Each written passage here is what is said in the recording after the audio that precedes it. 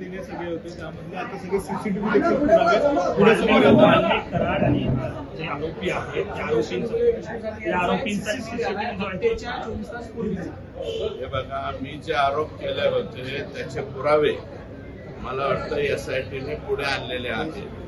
मी अगोदर आरोप केले होते म्हणजे हवेत केलेले नव्हते.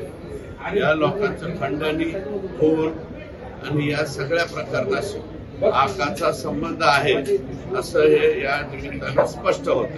29 नोव्हेंबरचा हा व्हिडिओ आहे जे कार्यालयात वाल्मिक कराडांच्या हे सगळे एकत्र आले आणि त्याच ठिकाणावरून तो फोन जो आहे तो खंडणीचा केला गेला असंही समोर येतं. आवादा कंपनीच्या शिंदेंना फक्त 29 नोव्हेंबरला इथे नव्हतं, गाडीत घालून पाथर्डीपर्यंत नेलं होतं.